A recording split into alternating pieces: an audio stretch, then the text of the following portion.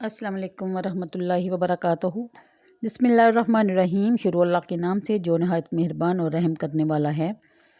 पिछली आयतों में बयान था तलाक और इद्दत के बारे में। आज सूरह बकरा की आयत नंबर 442 है। इसमें कुछ यूँ बयान किया जा रहा है कि तलाक वालियाँ अपनी जानों को रोके रखें 3 हैज़ तक, और इन्हें हलाल नहीं कि वो छुपाएं जो इनके पेट में है, यानी हमल छुपाने से मना किया गया। यानी हमल और खून हैज़ छुपाने से रुज्जत और वालद में जो शोहर का हक़ है वो क़ज़ा होगा, यानी उनके शोहरों को इस मुद्दत में उनकी तरफ वापस लौटने का हक़ पहुंचता है।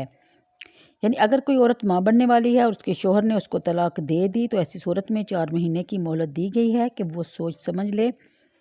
इस दौरान अगर शोहर बीवी से मिलाप चाहता है तो ठीक नियत से तो वो जायज़ है। 444 में बयान किया जा रहा है कि यानी तलाक रजई में इद्दत के अंदर शोहर अपनी बीवी से रजू कर सकता है, ख्वाह औरत राज़ी हो या ना हो। लेकिन अगर शोहर वाकई घर बसाने के लिए ऐसा करे तो वो कर सकता है। अगर वो ज़ररसानी यानी औरत को नुकसान पहुंचाने के लिए करे तो वो जायज़ नहीं, जैसा कि ज़माना जहालियत में औरतों को परेशान करने के लिए किया करते थे। 445 यानी जिस तरह औरतों पर शोहर के हकूक़ की अदा वाजिब है, इसी तरह शोहरों पर भी औरतों के हकूक़ की रियायत लाजम है। 446 में बयान किया जा रहा है, यानी तलाक रजई की बात हो रही है। शान नज़ूल एक औरत के ने रसूल करीम सल्लल्लाहु अलैहि वसल्लम की खिदमत में हाज़िर होकर अर्ज़ की कि इसके शोहर ने कहा है कि वो इसको तलाक देता है और रुज्जत करता है, और हर बार वो इसी तरह तलाक देगा, और तलाक की इद्दत पूरी होने के करीब जब होगी तो वो रुज्जत कर लेगा, फिर तलाक दे देगा। इस तरह उम्र भर इसको कैद में रखेगा। इस पर यह आयत नाज़िल फरमाई गई और ये बताया गया कि 2 बार तक है, इसके बाद तलाक देने पर रुज्जत का हक़ नहीं। यानी तीसरी बार अगर तलाक दी तो तलाक हो जाएगी और औरत मर्द पर हराम हो जाएगी जब तक दूसरे हामिद के पास ना रहे। फिर वो अगर इससे तलाक दे दे तो इन दोनों पर गुनाह नहीं कि इद्दत गुजर जाने के बाद दोबारा निकाह कर लें।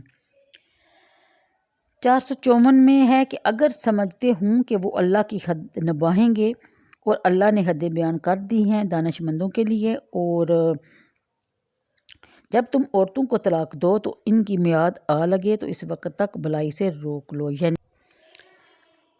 यानी जब एक औरत को तलाक हो जाती है, उसके पास कोई ठिकाना नहीं, तो वो उसी घर में रह के इद्दत पूरी कर सकती है।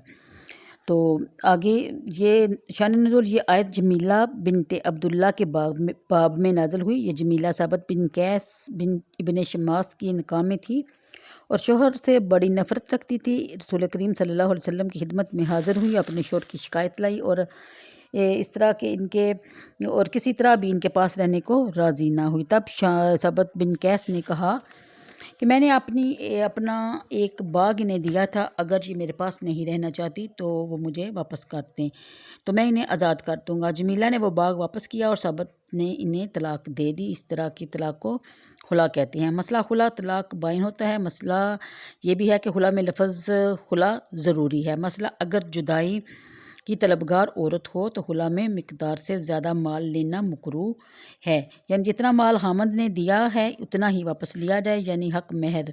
लेकिन अगर मर्द अलहदगी चाहता है तो मर्द को माल वापस लेना जायज़ नहीं।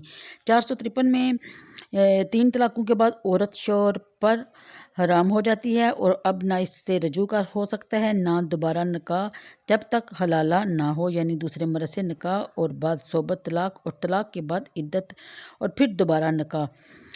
तो 456 में है कि शान नज़ूल ये आयत साबत बिन सार अंसारी के हक़ में नाज़िल हुई। उन्होंने अपनी औरत को तलाक दी थी और जब इद्दत के करीब वो पहुंची तो इद्दत करीब ख़त्म होने को पहुंची तो रुज्जत कर लिया करते थे कि औरत कैद में पड़ी रही। इस बात से इस्लाम ने मना फरमाया है। औरत को बहुत से हकूक़ दिए हैं, इसके बावजूद भी आज की औरत पता नहीं कौन से हकूक़ की तलबगार है। इसके साथ मुझे दीजिए इजाज़त। तो आप एक वजीफ़ा नोट कर लीजिए जहानत के लिए। अगर किसी का बच्चा कुन ज़हन है, यानी कि बच्चा तालिब इल्म है, अगर वो उसको अच्छी तरह से सबक याद नहीं होता तो 121 मरतबा पानी पर दम करके ये आयत पलाएँ तो इंशाअल्लाह ताला बफ़ज़्ल खुदा वो आलम फ़ाज़ल होगा। तो ठीक है, इसके साथ ही मुझे दीजिए इजाज़त। अपना रखिए बहुत सा ख्याल और मुझे भी दुआओं में याद रखिए। अल्लाह आप सब का हामी व नासर हो। आमीन सुम्मा आमीन। इंशाअल्लाह کل پرسوں شب برات آ رہی ہے، انشاءاللہ اس کے بارے میں چند وظیفے شیئر کروں گی، تو دعاؤں میں یاد رکھیے گا۔ اوکے جی، اللہ حافظ۔